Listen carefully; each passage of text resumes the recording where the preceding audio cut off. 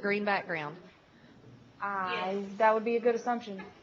All right, let me give you the number, and you go turn that in, put that in, and then change it back to student mic. I'm not hearing you at all, Donna. Can you hear me now? Say it again. Can you hear me now? Yes, ma'am. I'll hang up the phone. All right. Bye. Bye. Okay, the number is 746-308.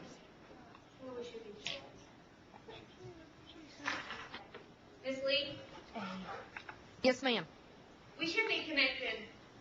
Okay. Now, if you don't mind, change your camera back to student.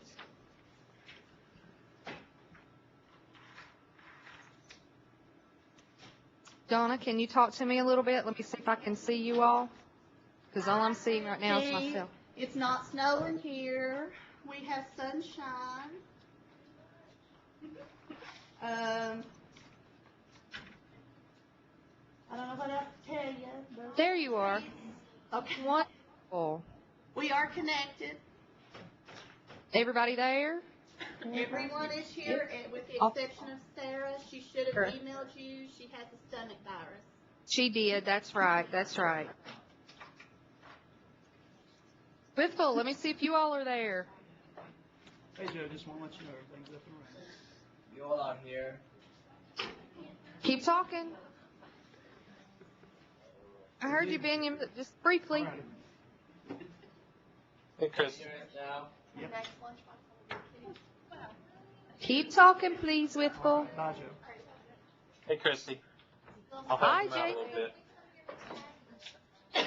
I'll help him out a little bit. Aaron and Bryce are not here yet, but they should be here in a moment. Okay. Bryce was having some car problems. So Okay. All right. Aaron Thank was you. going to pick him up. When they get here. Virginia Highlands, let me see you all again. Tell me who's not there.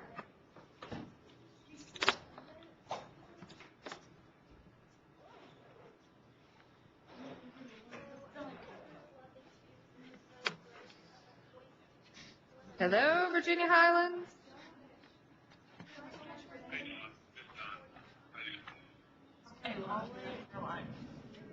Virginia Highlands. We're Talk to here. me. We're here. You are not talking. Let me see if it switches. No, everyone's here, so. I mean, I think only our teacher mic is working because I was talking to you through mine, and Candy had to go turn on the other one. Well, I can hear you really well. If you're sitting at your seat and talking to me through the, I can hear you really well. It's not like you're far away. So, Well, cool. all right, good deal. All righty. Okay. All right, we have missed a tremendous amount of class, whether it be by weather or connection difficulties or what have you. But I've talked to Donna and I've talked to Dawn, and I'm going to do something a little different, at least for the next couple of chapters. We're going to finish chapter 10 today, and your test on chapter 10 will be open today. It's not proctored. You can take it at your leisure as long as you take it today. It is timed just like normal. There are hotspot questions on it, I believe, so make sure that you use a secure and a reliable, is a better word, a reliable internet provider. But for the next couple of chapters, the majority of you have already had both parts of anatomy. There's only a few of you that are still in the second part of anatomy. So, what I'm going to do for the next couple of chapters is I've not done it yet, but I'm going to do a recorded lecture to a PowerPoint for the anatomy portion of the chapters. And I will post that on Blackboard for you all to watch. I apologize. I don't like to do it that way because I want you to be able to ask me questions as they come up, as we're going over stuff. But we've missed so much class time.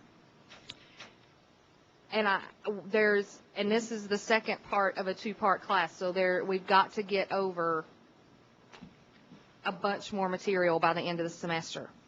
And we still have February, March to go, so who knows what kind of weather is going to be thrown at us between now and then. So I suggest a couple of things. One, yes, you watch the presentations.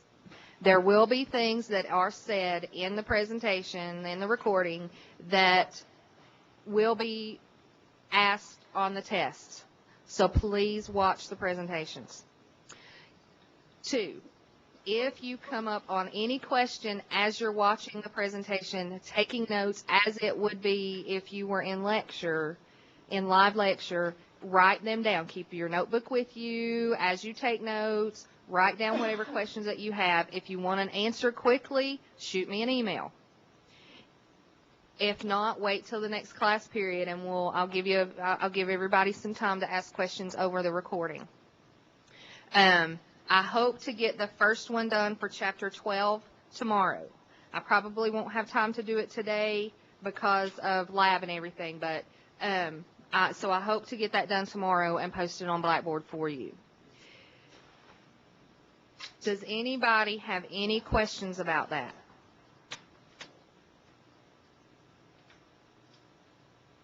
Concerns? Objections?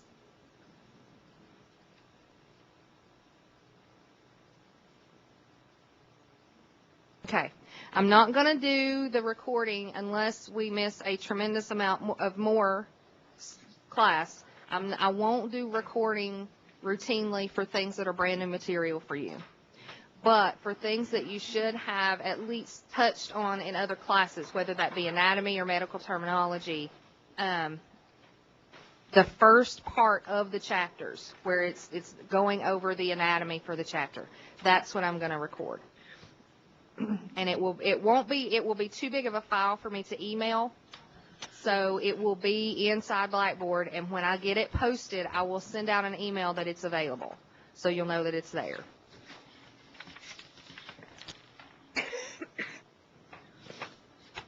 Okay. Are there any questions about anything we've went over so far in Chapter 10? We're going to finish that up today, review a little bit about ribs and obliques and that kind of stuff. And then we're going to skip Chapter 11. We'll come back to it after midterm, but then we're going to go to Chapter 12. Start on Chapter 12 today.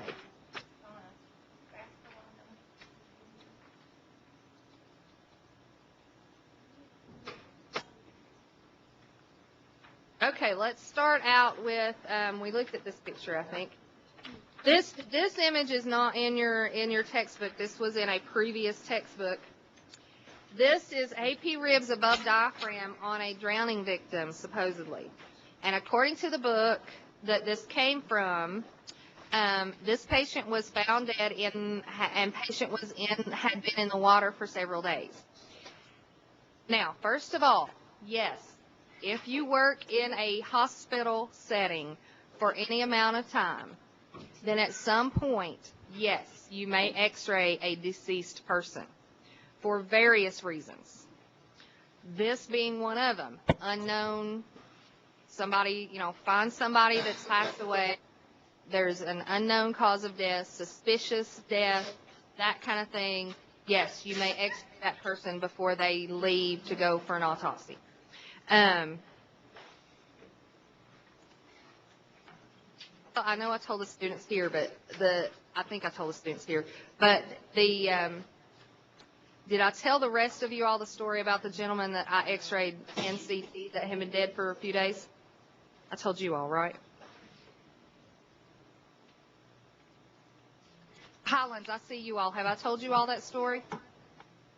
Gentleman was brought in dead. I was working by myself. Apparently not. I don't think so. All right.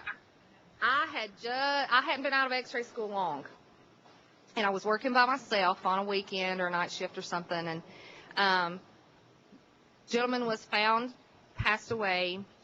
The ambulance brought them to the hospital. A police officer came and I had to do a skull, a C-spine, a chest, ribs, KUB, pelvis, and a CT head on this man. Now, he'd been dead a while, so he was very stiff. His knees were bent up. His arms were bent up in front of his chest. His head was cocked over to the side, and he was extremely stiff. So, and I was by myself. So the cop came over to help me move him and help me, do what I needed to do. And so I did all of his x-rays the best I could. Then I moved him over onto the CT table because I had to do a CT head on him. Well, I got in position the best I could, and as the police officer was leaving the room, he backed up, and when he did, he hit the light switch, which was one of those push on and off but turn dimmer switches. Well, when he hit the light switch, it turned the lights off in the room, which was no biggie. There was still lights on the gantry right there where you position the patient, and there was some light coming in from the side, a little side curtain there. So, I mean, it wasn't completely dark, but yet, so it was me and the deceased man laying on the table there, and I was trying to get in position the best I could. Well, I tried to straighten his head up for the CT head. When I did, it must have stretched his skin somewhat, because when I moved his head, his eyelids popped open. In the dark with me and a dead man whose eyes just popped open. Scared me to death. I jumped about 10 feet backwards. But anyway, so that's my funny story for one of my first experiences x-raying a corpse. And you will have those if you work in a hospital setting for any length of time, especially if you work night shift or weekends or evenings or New Year's Eve or Halloween or full moons when the crazy stuff happens. But with this particular image, you see air in the lungs. If this patient had drowned, the lungs would be full of water, not air. So this is just one of those reasons why you might do x-rays on someone who was found dead with no apparent cause. And this image would go with the patient. If the patient goes to have an autopsy, the images that you take will go with that patient to that autopsy.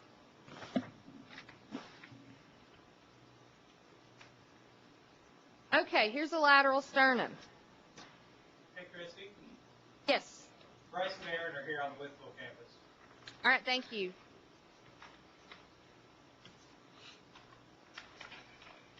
Okay.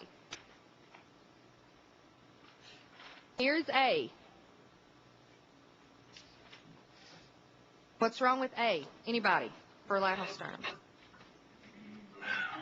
Clipped. Right here's your sternum.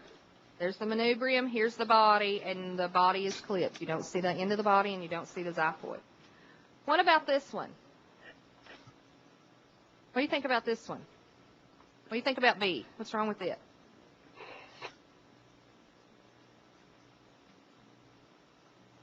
Yeah, they could have raised their arms a little more, because right here's the arms, and here's the soft tissue to the arms, so it's superimposed over the top of the sternum. Soft tissue arms here too, so they could have raised their arms a little more. It's not centered properly. In theory, the sternum should be in the center of the image, and they could have collimated more. And it's hard to see, but down here it looks like it's slightly rotated at the bottom, just a little bit. It looks good in profile here, but it looks like it's slightly rotated down here just a little bit. But I mean, if that was all that was wrong with it, it's an acceptable image. But this is a problem because you don't see all of the manubrium here. Okay, let's do some clicker questions. Just some more clicker points. A fracture of adjacent ribs in 2 or more places caused by blunt trauma and associated with underlying pulmonary injury is called what? 30 seconds. A fracture of adjacent ribs in 2 or more places caused by blunt trauma and associated with underlying pulmonary injury is called, is it pectus excavatum, pectus carinatum, crushing rib trauma, or flail chest? 13 seconds. 8 seconds.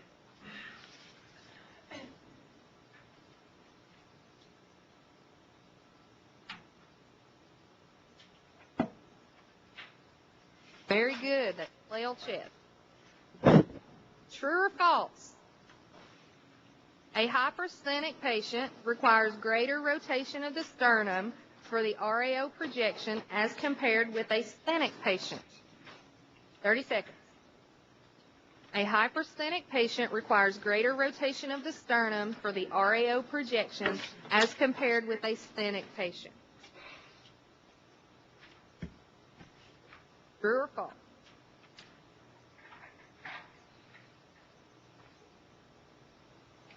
Ten seconds. A hypersthenic patient requires greater rotation of the sternum for the RAO projection as compared with the sthenic patient.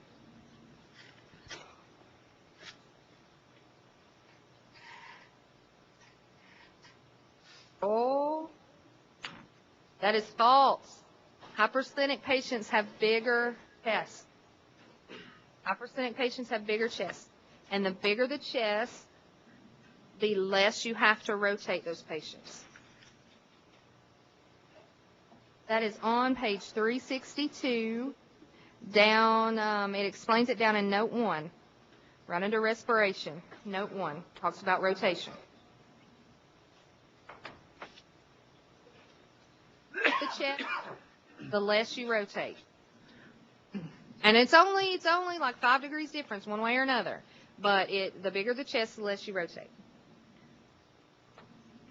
Okay, where is the CR centered for a PA projection of the sternoclavicular joints? 30 seconds.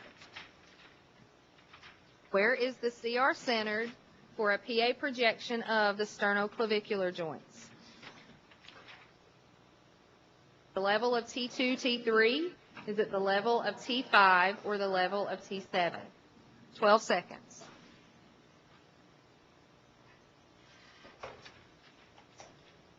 Second. Where's the CR centered for SC joint? Very good. T2 to T3. The ideal general position for a study of the ribs below diaphragm is recumbent. True or false? The ideal general position for a study of the ribs below the diaphragm is recumbent. Is that true or is that false? 20 seconds.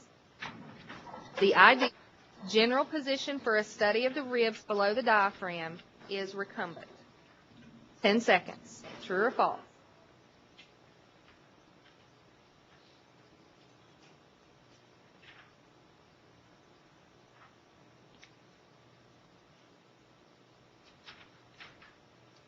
That is true. Below diaphragm is recumbent. Above diaphragm is upright. Which of the following technical considerations does not apply to a rib study for an injury to the left upper anterior rib? Which of the following technical considerations does not apply to a rib study for an injury to the left upper anterior ribs? Is it PA projection?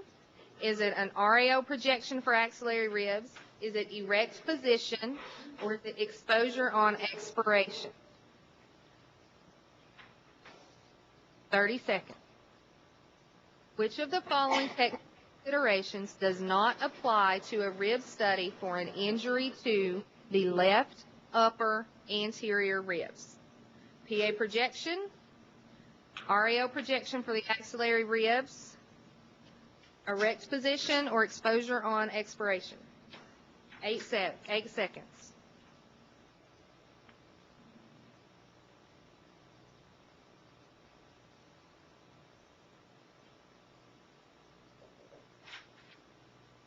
Very good. Exposure on expiration. So let's go through this a little bit. If your injury is to the left upper anterior ribs, you want a PA projection because you want the anterior surface of the body closest to the image receptor. So that does apply. That is what you want. Okay, we want an anterior part of the body closest to the image receptor, so we're going to do an anterior oblique. Okay, so we know it's an anterior oblique. Which anterior oblique elongates the left ribs? Right anterior oblique elongates left ribs. So RAO projection for axillary ribs, that does apply to an injury to the left anterior upper ribs. Well, it's left upper ribs, so we do want to do that with the patient standing up. But for upper ribs or above diaphragm ribs, we do that on inspiration, not expiration. So expiration is the only one there that does not apply. Does anybody have any questions about that? There will be questions similar to this on your test. You will be given a scenario like this, and you have to figure out, because this is what you do in clinicals. Your patient comes in, you have an order for ribs, and their injury is in this area, and you've got to figure out which way to position them. Okay. Which of the following positioning or technical considerations does not apply for a rib study for an injury to the right lower posterior ribs? Right lower posterior ribs. AP projection, recumbent position, exposure on expiration, or LPO projection for axillary ribs. 30 seconds. Which of the following positioning technical considerations does not apply for a rib study for an injury to the right lower posterior rib? 15 seconds. AP projection, recumbent position, exposure on expiration, or LPO projection for axillary rib. 5 seconds.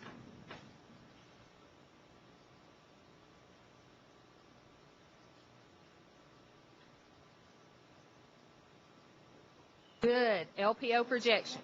Okay. The injury is right lower posterior. So you want the posterior aspect of the patient against the image receptor, so that's an AP projection, so that does apply. It's lower ribs. We're talking about lower ribs on this particular question, so that you should do lower ribs or below diaphragm ribs with the patient recumbent. Again, below diaphragm ribs is done on expiration, so that does apply.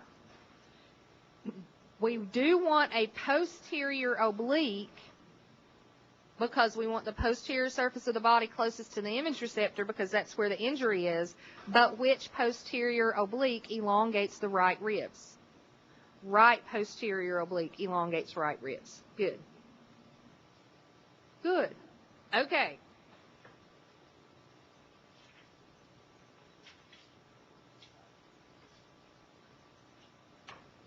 Okay, I've got some questions I'm just going to ask you. I don't have them in clicker form, but I'm just going to ask you. Campus to campus. Excuse me.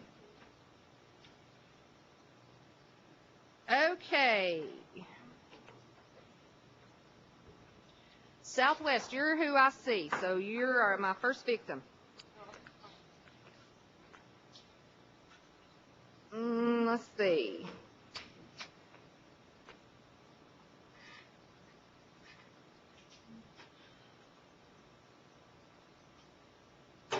To most effectively demonstrate injured posterior ribs on the left side, projection should be included as part of the series. Talking about either AP or PA and which oblique. Injured posterior ribs on the left side.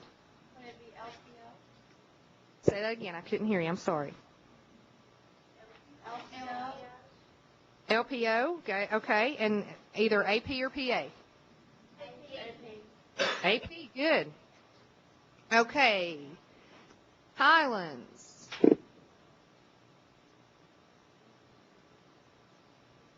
What about to most effectively demonstrate injured posterior ribs on the right side? What two projections are part of your series?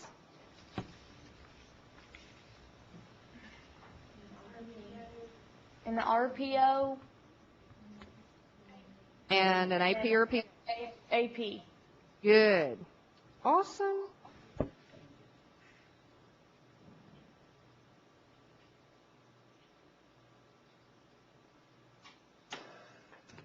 What about withful? Give me what two projections will most effectively demonstrate injured anterior ribs on the right side. Anterior ribs on the right side. Withful.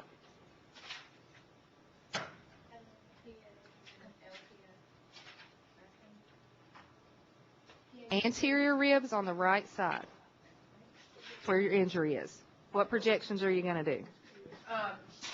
Gonna do a PA Uh-huh. and then an LAO. Good. Very good.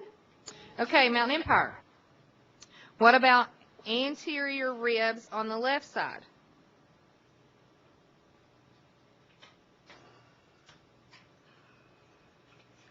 PA and RAO. Good job. Good job. Does anybody have any questions about that? You guys seem to have gotten it pretty well. Does anybody have any questions about that at all?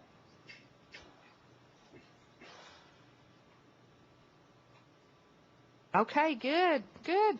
Okay, now I know some of these questions on your test and on your registry too will ask specifics like this, like you saw in the clicker questions and like I've asked about one particular projection. You know, if your injury is to the 11th and 12th rib, for example,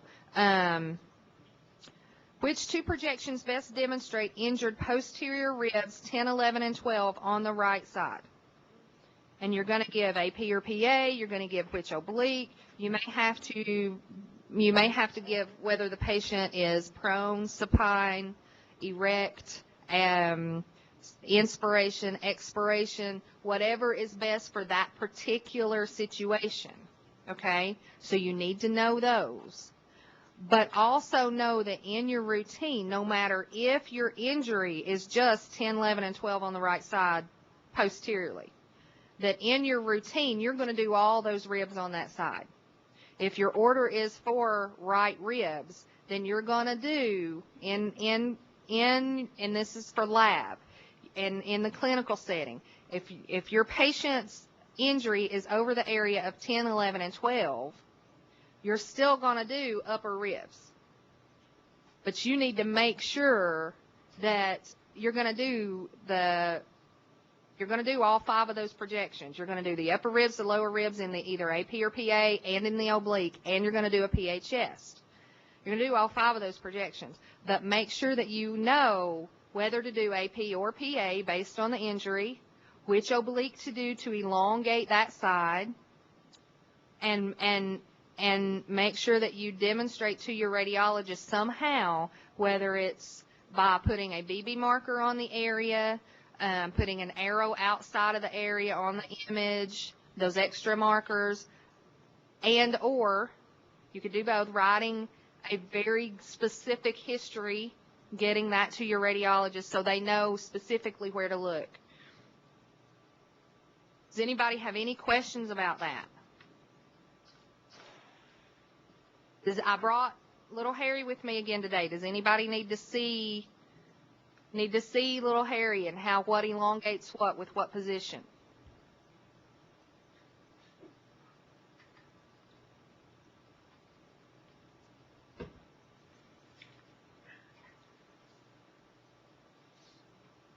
Speak now. Harry's sitting here waiting patiently with his missing foot. The 12th rib posteriorly and stuff. Is that kind of like how you're going to do the scenario? Lab practical scenario will only be for head work. Yeah, the midterm lab practical will be just pull a projection. Any other questions about ribs? Donna, are you still in there? Yes, I am. Want to talk to them a little bit about fundraising while I switch my PowerPoint? Sure. Good morning. As you know, your candle orders and money are due today. Give them to your class secretary that you've appointed, so you should know who they are. That person should tally all the candle orders and money to make sure that they equal out and everything, and then they need to either fax that to me or scan that to me. And if you need to know the fax number, I emailed each secretary yesterday. Also, after this, we'll give you a little bit of a break, and then we'll probably go on to selling popcorn. I talked to you a little bit about that a few weeks ago. It's a little form that they need to send me that I don't have yet, but I'm going to give y'all a little bit of a break because I know you're probably tired of selling for a little while. Does anyone have any suggestions for any future sales? Okay. Does anybody have any questions about the candles? Do make sure that all checks are written out to the Lake Image Club. If you have a check that's personally written out to you, please cash that and just send cash or give cash to the person. Highlands, I'm not sure where Mr. Lowe is today. If you guys will just hold on to that, he should be there if we come Thursday. And if not, then, of course, you'll see me at lab. So. Okay. You guys have done really well with your sales so far. I don't know what the candle sales will be, but once I get that calculated up, I'll either send you an email or I'm sure Christy will give me a couple of minutes to let you know the amount on that. Yeah, that'll be fine. Do you know, Donna, did they give you like an estimated time it would take them to get them ready? She told me that generally, unless there was something that she didn't know about, like a huge sale from another organization, that it usually took about 2 weeks. Okay. So hopefully that's the way it will be, weather permitting. Yeah, if it's bad, they close too, don't they? I think so, because it's I think her business is basically, just a personal business. It's not like a huge corporation or anything. Right. Okay. Any questions about candles or fundraising or?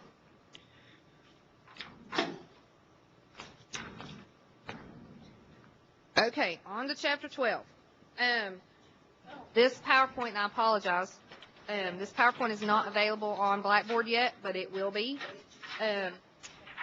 Hopefully by the time you get out of lab today. Again, I'm going to record the stuff for the first part of the chapters.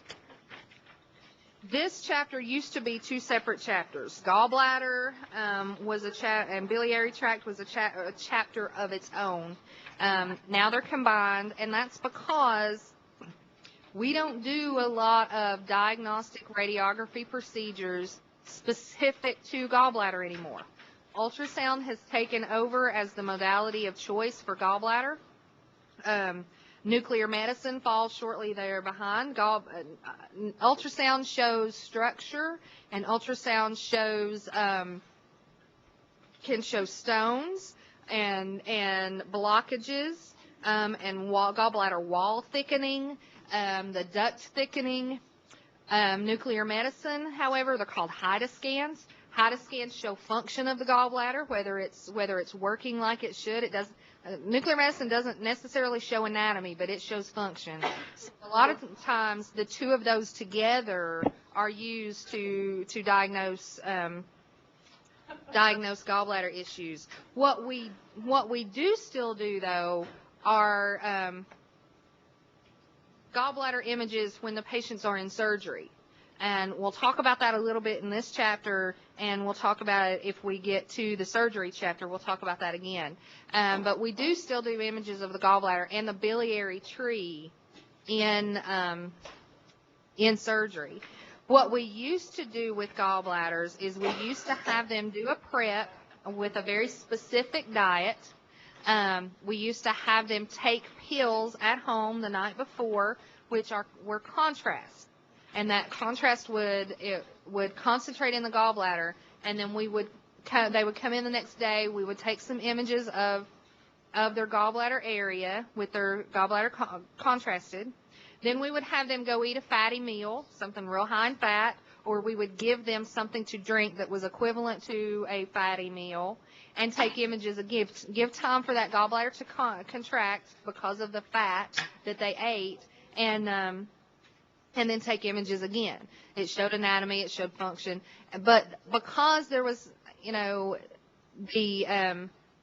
prep time and the giving the patient the pills to take, and there was, as with you put anything in your body, there's always a chance of an allergic reaction to those, that contrast. Chance of reaction was low, but still it was there. And ultrasound is the only prep you need for a gallbladder ultrasound is to not have anything to have eaten or drank within the previous few hours. Ideally, it's after midnight and you do the gallbladder in the morning, but if they need it in the afternoon or the evening, if they've gone without eating for a few hours, then you can do a gallbladder ultrasound there. There's no contrast to it. There's no taking any pills.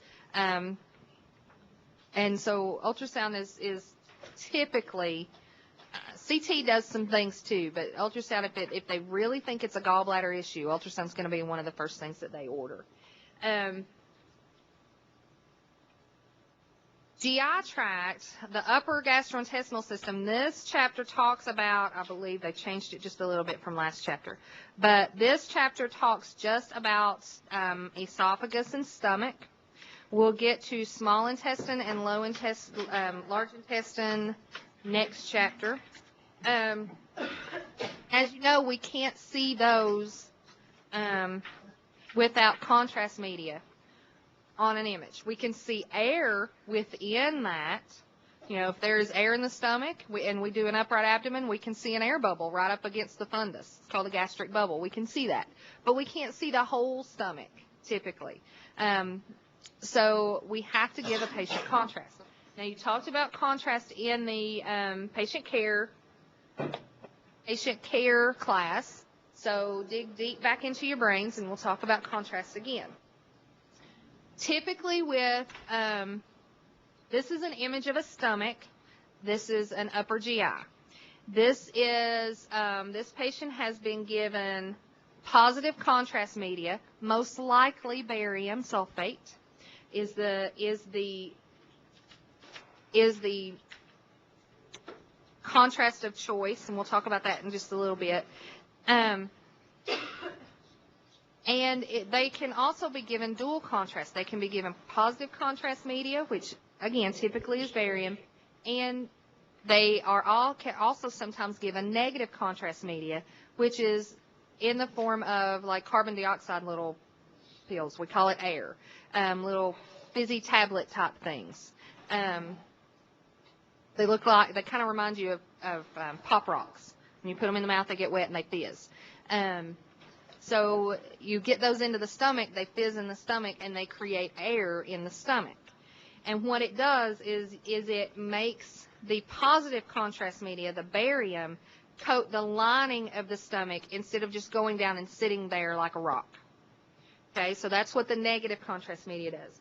And it depends, we'll talk a little bit about this too, it depends on what you want to see as to whether you do just positive contrast or positive and negative contrast together. Depends on what the doctor wants to look at and what your radiologist likes to see.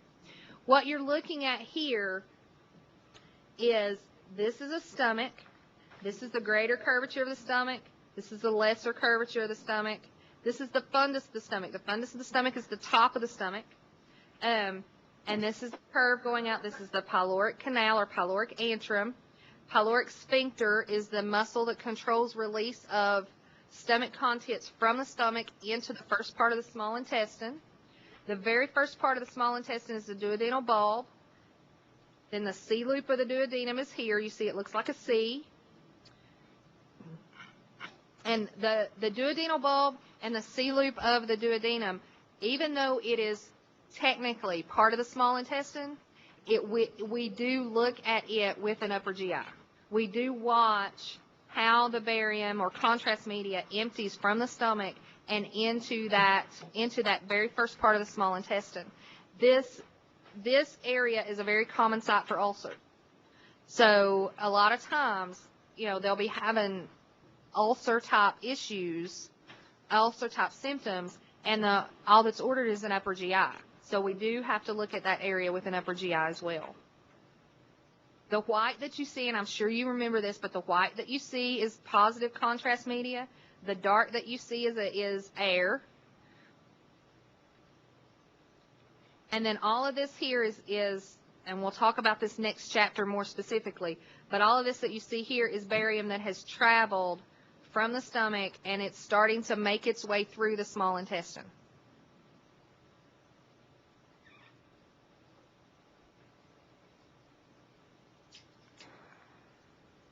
The stomach sits generally on the left side of the body, in the left upper quadrant. The fundus is the most superior part, but it's also the most posterior part.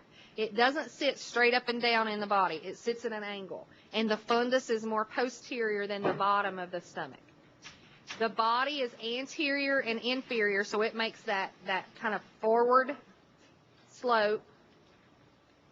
Then the pylorus, then it makes that a backward turn and a turn toward the right. And that's where the pylorus sits. Posterior and distal to the body. Now, this is something you have to know. Understanding how the stomach sits within the body will help you be able to figure out how the barium and how the air distribute in a patient's stomach based on how they're positioned.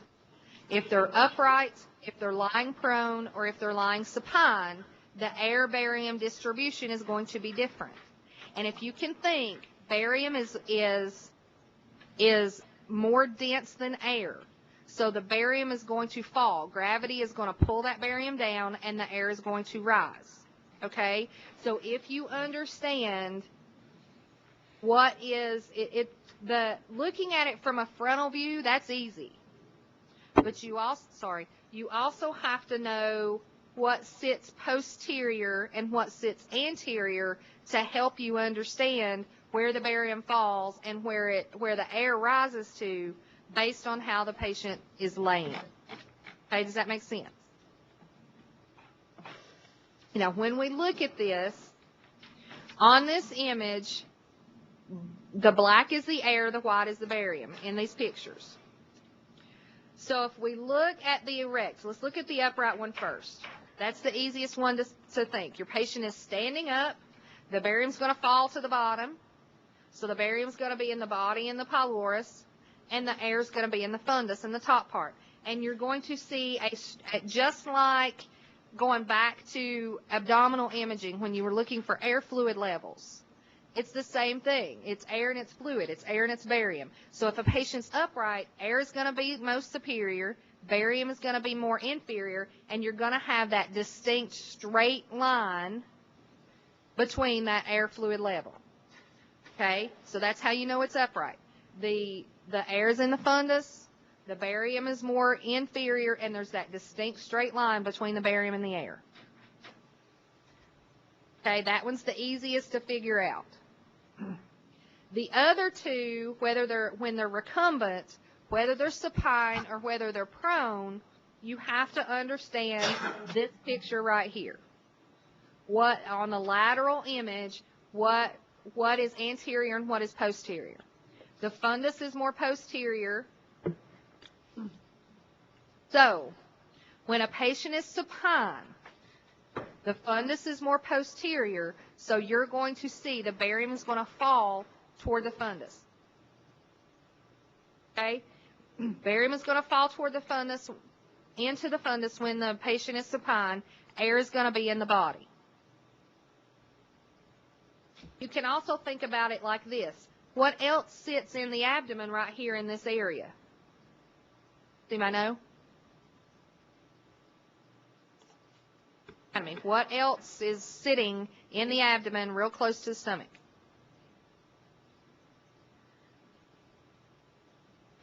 Liver's over here. Pancreas is right here. Or pancreas is right here. Spleen. Spleen sits about right here. Spleen is posterior to the stomach. So when you lay down supine, in some ways, if you want to think of it like that way, the spleen sits right here. The fundus kind of lays back over top behind the spleen a little bit. So if that helps you to think of it that way, barium's going to fall posteriorly to the fundus, and it's going to lay back kind of like behind the spleen just slightly. So barium is in the fundus. When the patient is supine, air is in the body. When the patient is prone, the barium falls anterior and the air goes posterior. So when a patient is prone, there is air in the fundus. And there is barium in the body. Patient is lying prone. Imagine this patient is prone. Barium is here. Barium is more anterior because the patient's prone, and then air is back here in the fundus. You do need to know this, and you do need to be able to recognize this on an image.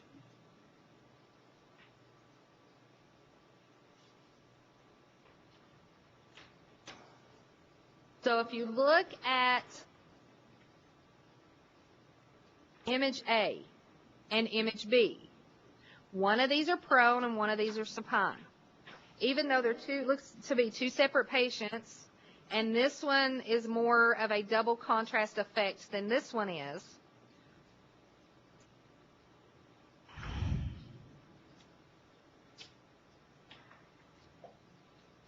Do you think is supine? B. B is supine. There is barium in the fundus and a little bit in the pylorus. Air is in the body. A is prone. Barium is in the body. There's air in the fundus. Okay? Now, you think, well, why do I need to know that to look at it on an image? If I take it and I get it right, then, it is what it is. Yeah, but if you take a series of 5 or 6 projections of that stomach, and you've clipped something along the way on one of those images, you need to know by looking at that image that patient was supine. So I need to go repeat the supine stomach image.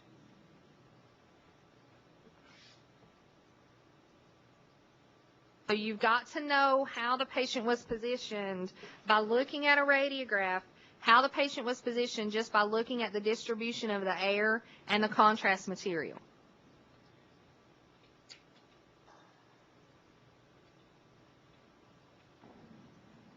Any questions about that?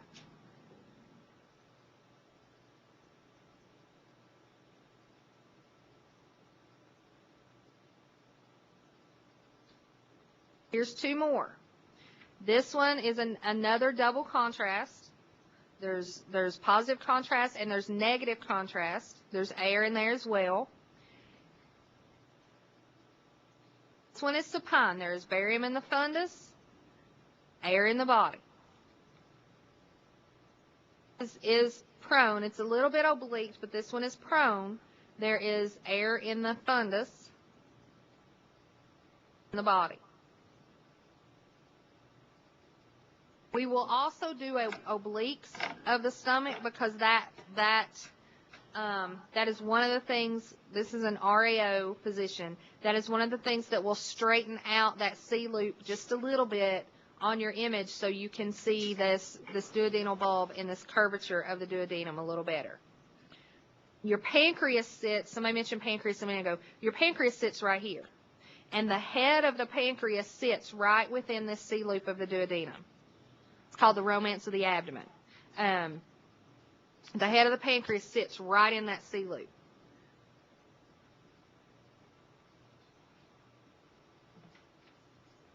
Which is the picture right here.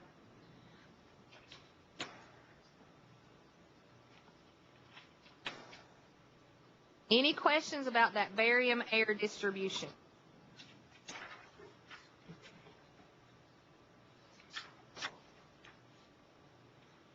I'll go through this on the recording, the 4 parts of the duodenum and all that good stuff. I'll go through that on the recording. Which position? Is this supine or is this prone? Think. Prone. There is air in the fundus and barium in the body. Remember, the body is more anterior, so barium is going, when the patient is prone, the barium's going to fall. Gravity's going to let barium fall. So there's barium in the body and air in the fundus. Good. Now, the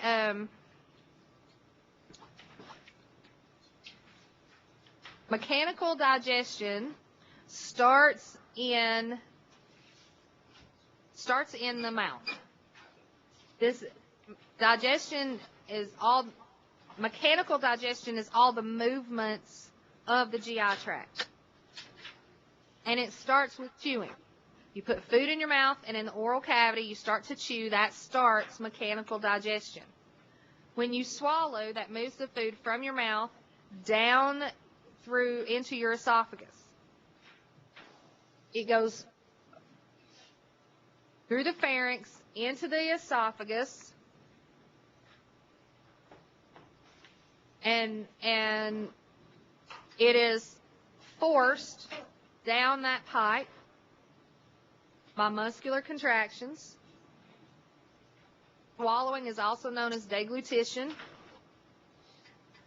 Chewing is mastication. You do need to know both those words. So when you chew, you masticate, then you swallow, and then peristalsis starts in the esophagus. Peristalsis is muscular contractions of the alimentary tract that propels food along that big long tube from mouth to anus. It's one big long tube.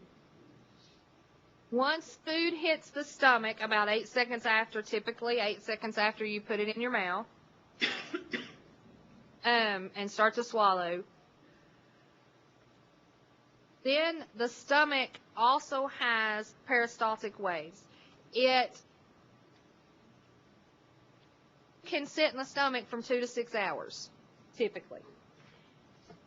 As the stomach churns, and those peristaltic waves happen in the stomach, it mixes your food with stomach acids, and that begins the chemical digestive part. When it does that, it mixes that together and makes what's called chyme. That's when the food contents are mixed with stomach fluids. And that's when chemical digestion begins. Food exits the stomach, and it does this slowly. Exits the stomach, it goes into the small intestine, and it can sit in the small intestine for hours. We'll talk about this more in depth when we get to chapter 13, and we look at the small bowel study. But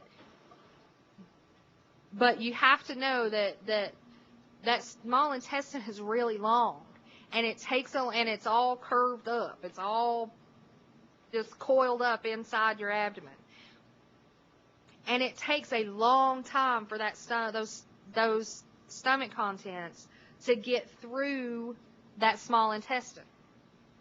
A lot of the vitamin mineral absorption happens in the small intestine, so it goes through very slowly. Keep this in mind when we get to small bowel studies. Small bowel studies look at contrast and how long it takes to get from mouth to all the way through the small intestine into the large intestine.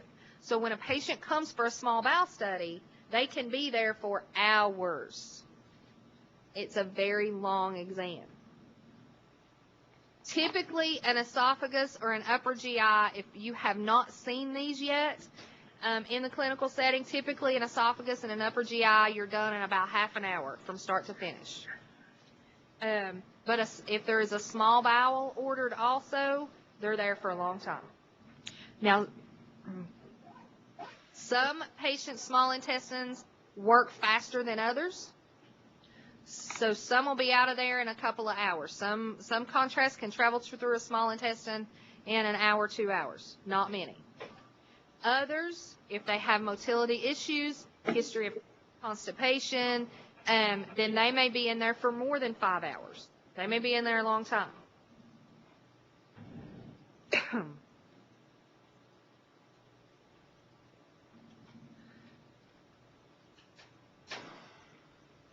Now, chemical digestion are chemical changes that the food undergoes as it moves through that GI tract.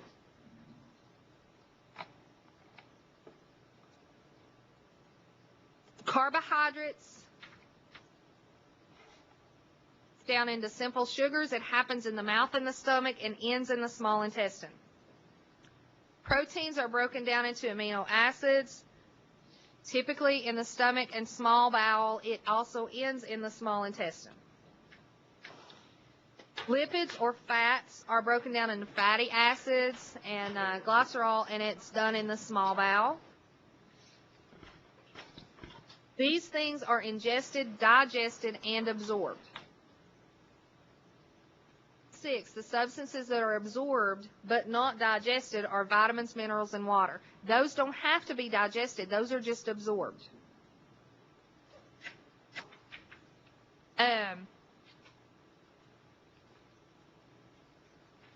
But there are other things there that assist with this process. The enzymes, digestive juices, they're biological catalysts. They speed up digestion. And then bile comes from the gallbladder. Bile is created in the liver, stored in the gallbladder until you need it. It breaks down fats.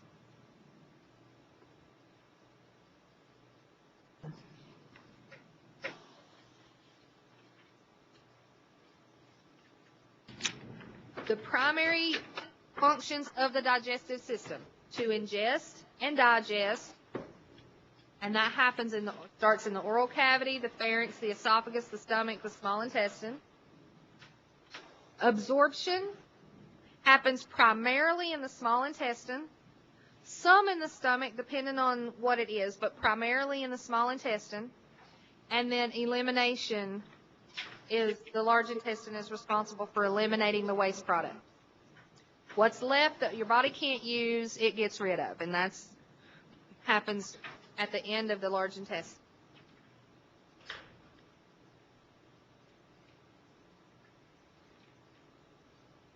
Now, this is also something that's very important that you know. The body habitus of your patient generally determines where specifically and how the stomach will lie within the body. The wider your patient, the more hypersthenic your patient, the more horizontal the stomach will be. The more thin your patient, the more longitudinal the stomach will be. This becomes very important if you work at a facility that asks you to do follow-up images after fluoroscopy. You may have seen fluoro, you may have seen a GI where the radiologist comes in, they drink the barium, or they drink they take the little fuzzy tablets, fizzy tablets. They do all of that. The radiologist has them move on the table. They stand them up. They lie them down. They have them roll over. They take a bunch of images, and when the radiologist is done, they're done. And that's how it's done a lot of places now. We used to, and some places still do this, after the radiologist was done, the technologist had 3, 4, 5, 6 images they had to take of the stomach. While there was still barium and positive and negative contrast media both in the stomach, we still had images to take. Some places still do this routinely. Others, the radiologist is done and you may do just a KUB, period. Other places, it will depend on what the radiologist sees. So at any time, even if the radiologist, typically your routine is the radiologist comes in, does their thing, or the RA, if the RA does this, they come in, do their thing, and when they're done, the patient's done. If that's your routine, if they see something specific, do not be surprised that if they look at you and say, I want you to do a PA and an RAO and a lateral. You still have to know how to do these. So you also, in doing that, you need to be able to look at a patient and their body habitus and determine where does their stomach lie. Is it more longitudinal or is it more horizontal? Is it more vertical, more horizontal? Another thing you can do and get into the habit of doing this is to pay attention to that monitor while the radiologist is in there doing fluoro. Look at, of course you're going to be busy taking care of the patient, but you will have time to look at that screen while they are doing the fluoroscopy. That tells you exactly, because if you know this chart, you're going to know in general. Hypersthenic patients are more horizontal, have more horizontal stomachs. Asthenic patients have more longitudinal stomachs. You're going to know that in general. But if you make it a habit to look at that monitor when your radiologist is doing the fluoro portion of the exam, then you're going to know exactly how that patient's stomach lies. So if you are asked to do any of those follow-up radiographs after the radiologist gets done with fluoro, then you know exactly how to position for that particular patient because you've looked at their stomach when the radiologist was doing their part.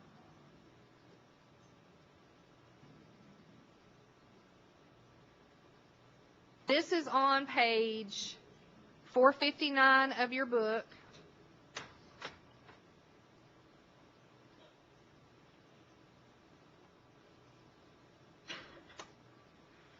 For a hypersthenic patient, the stomach is high and transverse.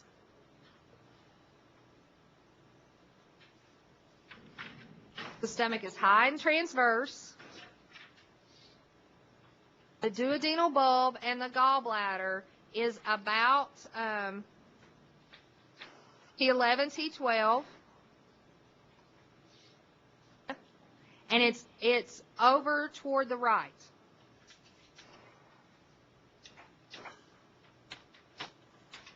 The large intestine is widely distributed. It's spread out laterally, spread out abdominal structures.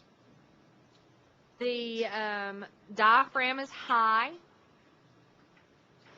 so the stomach is high and transverse.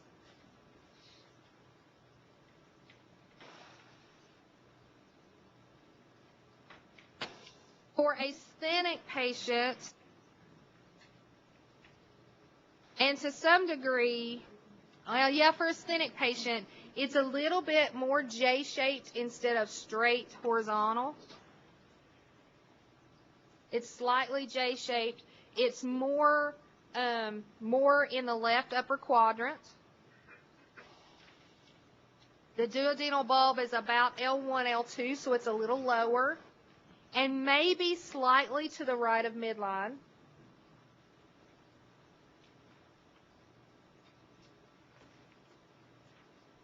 The large intestine, the left colic flexure is really high, the splenic flexure is really high because there's a higher diaphragm.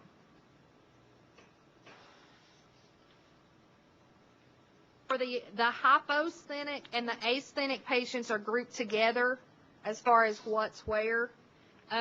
These patients are the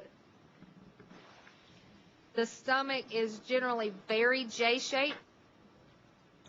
And low, it's the majority of the stomach is all on the left side, starting in the left upper quadrant, and may dip into the left lower quadrant somewhat because it's very J-shaped. The duodenal bulb is about L3 or L4, so it's much lower and near the midline, not over to the right, but near the midline. Those abdominal structures are very squished together because the abdomen is very slim.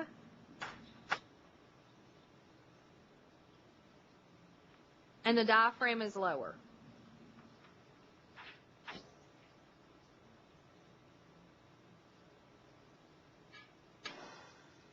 And this is kind of what it looks like in diagram.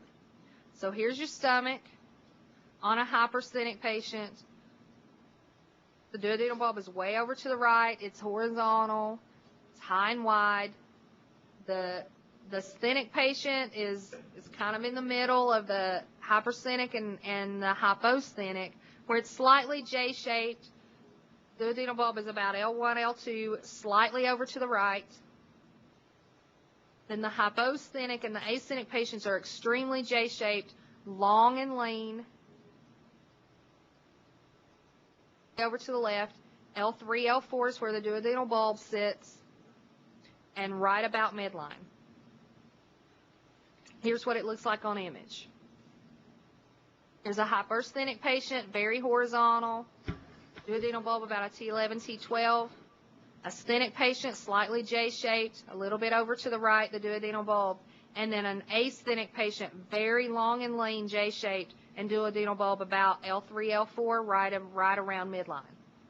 So this is the difference in body habitus and how the stomach lies on your image. Any questions about these?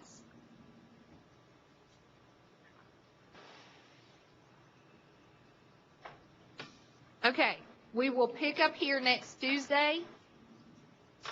You guys have a good trip, hopefully, on Thursday, barring weather. And I will try to get that recording done tomorrow and posted for you, and I'll email you when I do. Get your test on Chapter 10 today. Anybody have any questions on anything in Chapter 10?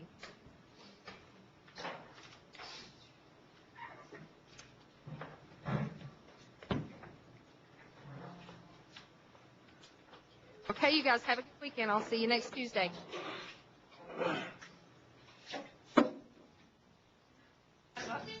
I got to meet Sherry that you were talking about.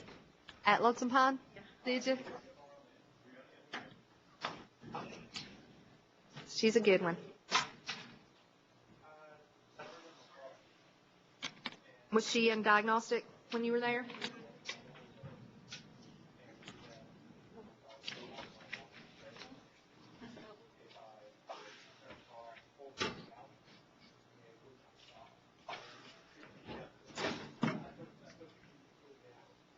Called me, I can barely hear him. It is dry. It's like, Ding, ding, ding, ding. I started to drive with it. I got it. Maybe about 5 minutes from the house, and I figured it saw my turn. It didn't. There was a problem. Called him. I have a. What might it be? Just try something. And you have any lights on or anything? No. No, I just would not stop freaking taking.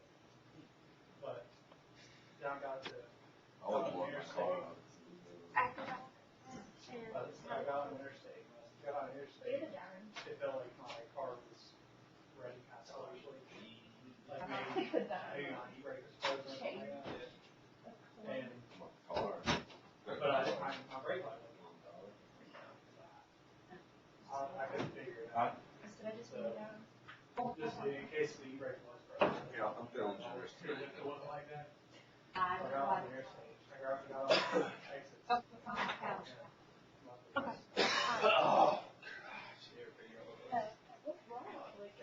I'm Oh, I'm really bad. It's weird. Okay. It's like a head cold. Hi there. No, I was after you. I had to take your place, buddy. Just get money. Still like, That's Harry. Huh? Footless Harry. I have no idea. Always get the good stuff. Check connection difficulties again. Fixed very quickly, but yeah.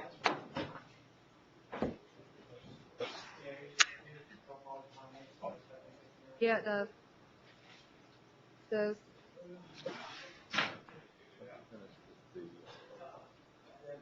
Yes. They made me more copies. I don't know if my copies work, but they made me more copies. I don't have a vehicle that could make it there if it does do that. Makes me still want It was weird, you know, when they replaced the computers down there.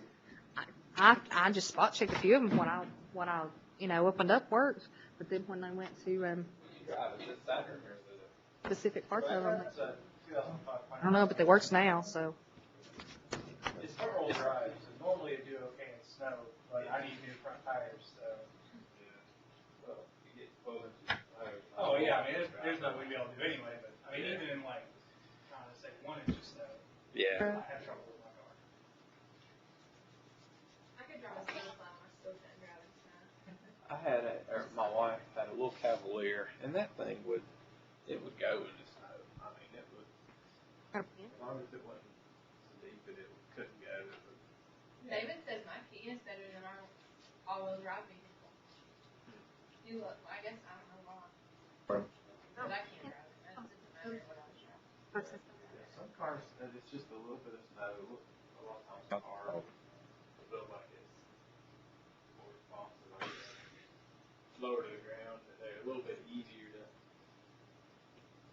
control and slide or something sometimes than a truck would be. Not my old truck, not this truck, I haven't had it on so much yet, but the Ranger is so light in the back, and it's so high off the ground, and it was spinning right around. And then it's got it had the limited slip rear end in it, so it would just lock up and just spin you around as it locked up, it just twisted. My first vehicle was a 1989 Ford Ranger. 89? Yeah, it was awful. I had an 88 Ranger before the 04. Yeah, see, they made a terrible mistake with the 89. They changed the engine. You only used it for the 1989. It's the 2.9, I think it's 2.9 V6. I had a 2.9 in the 80 and an 88. Did yours have a perpetual oil leak? It did. It always had an oil leak in it. But Okay, see, I thought they'd only use it for that 1 year. yeah, I guess they yeah, used it for a couple years. it was 2.9 and 88. Of course, it might have been at the end of 88 when they were switching over. They do stuff like that all the time. Yeah, they put that one in mine, and I mean, you changed all the seals and stuff. A year later, you were leaking oil again, so there's no point. I always thought it was when I got mine. It ended up had over 200,000 on it before I got rid of it, or right at 200,000. I always thought it was just because it was old. Or had a lot of miles on it, that's why it was leaking. But yeah, I probably put a quart of oil in it every 2 weeks. So I was driving a lot. Yeah, I mean, I didn't put quite that much because I didn't drive as much. Mm-hmm. Everything, what I read about it is, what it was is the oil return line was way too small. So the oil just kind of sat in there and rotted out your seals. So that's why, I mean, even if you change out the seals about every year or so, it still has the same problem. But, that was my first vehicle, so I didn't know how to really properly take care of it. I was going to school one morning. It was a winter morning, so it was cold, and I put oil in it a little bit, and I was running a little bit late, so I was going a little fast. About a half a mile or so before my exit, I was over in the left lane. I looked at my rearview mirror to go get the right lane. I had my music turned up, so I didn't hear anything. And I couldn't see anything but white smoke. I turned her on. Oh yeah. Battery. But, yeah, that thing wouldn't go. I couldn't get that thing to go in range. Still works. These people would like. It would. It was spin on it. Takes the whole front. The old wet road or anything, but if you put it I'll take it off the road. See, I didn't have a full drive. Mine was only 2-wheel drive. So low here, so low. Honestly, I couldn't tell you how many times I got that truck stuck. Because I didn't have a 4-wheel drive option, so I was. Yeah, it will spin. Well, this is Bad. Now they're better, especially the ones with the quad. it's just presenting differently because it's on that. Where they've got more weight towards the rear. Yeah. It is. The trucks that have the short beds and four doors, like what I got little bit, they're quite a bit better because they put more weight towards the back. Okay. And it's better not to put the camera. Don't work. Okay.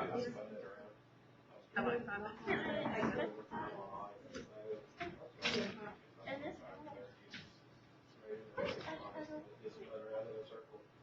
Luckily, there was a cornfield over to the left of me. That was fairly, actually even just a big ditch there. And I want to get to. The ditch, drove around with it, kept on. Oh, nice. Yeah, But that one, on the other side, so it's probably a good thing. you know what I'm saying? Yeah, they could. We can figure it out here. No, that kid just Please correct. taking this escalator. Power, no trouble at all. Yeah, it's one thing, and the rest of them did the same thing. And that gets broke out through this first part of the curve. What about 90 degrees on the corrected it and got going straight, and I hit that second part of the curve, and this time it just broke out and did a complete 180. And I went, in drive, went backwards into a bank. It killed me. Good morning, folks. I started right back up and drove off. I mean, that's really my Okay, Whitful, time to stop talking cars. I enjoyed the tail there, though, Jason. Yeah, good times, good times. Good time. What kind of car was it you had more than 200,000 on? It was an '88 Ford Ranger. Okay, good morning, everybody. First vehicle. Your what? First vehicle? That's the first vehicle. You always remember your first vehicle. That's okay. I know we're missing Chelsea on the Whitful campus. Everyone else there that I can see. Yeah, Chelsea's here. Oh, Is okay. she- Yeah, we have everyone. Aaron and Biniam haven't made it back from the break yet, but they are here. Okay. Okay. Good morning, Southwest. Capture the camera. That should do it. Keep on talking. Did you ever hear Captain Kangaroo? Good morning, Captain. Won't you come on out and play? Wake up to sunshine. Who's Captain Kangaroo? That must have been before my time, Donna. We won't go there. Okay. See, Kat even is young enough to know it. She has the movie. Yeah.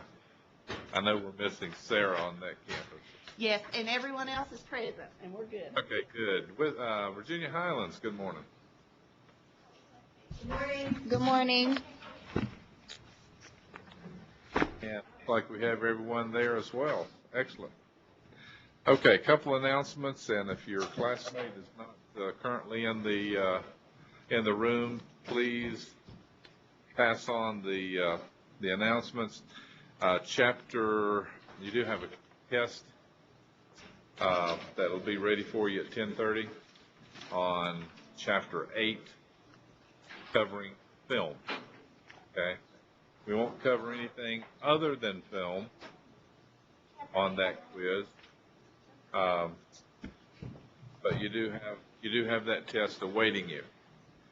The other thing is, this Thursday was when I had asked you all to make arrangements to be on the Virginia Highlands campus, but in lieu of the pending weather, we may or may not even have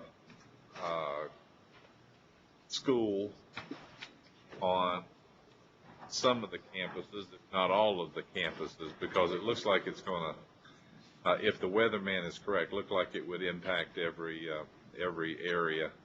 So it would be unfair to you guys to have you come out, even if we're having classes. That doesn't mean that your area may not be impacted by the weather. So what I'm going to do is set it back a week. I know that some of you probably had to make arrangements, so hopefully this is enough lead time so that you can cancel plans for this Thursday and make plans for Thursday week. That would be the 20th. Follow the same game plan. Arriving on the Highlands campus at 9, and then we would use the facility as long as we needed it. But I'd try to get you out of there at an early afternoon hour, depending on how quickly we can cover the information. So, any questions concerning that?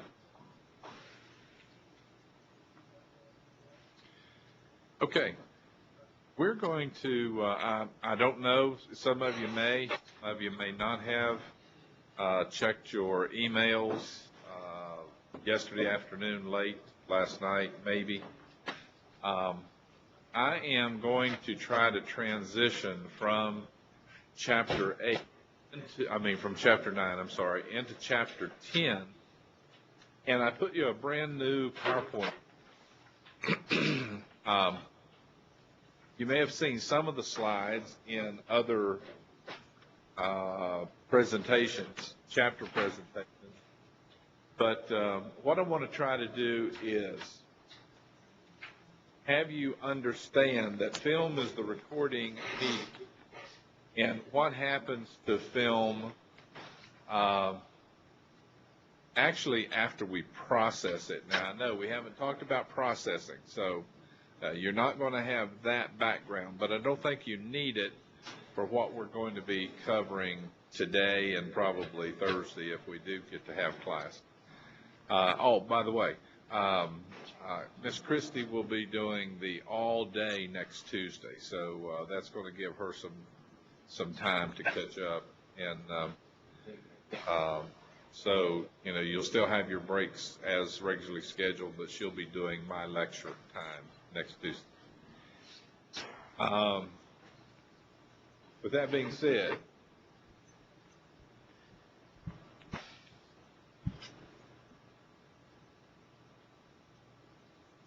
the new PowerPoint that I put out there, and it says Chapter 9 transition into Chapter 10, if you want to recognize it. And under course documents, I put it as the first option, so you shouldn't have any trouble finding it. But we've been talking about the film's response to radiation and light. And the first slide here kind of backs up that term. We call that optical density.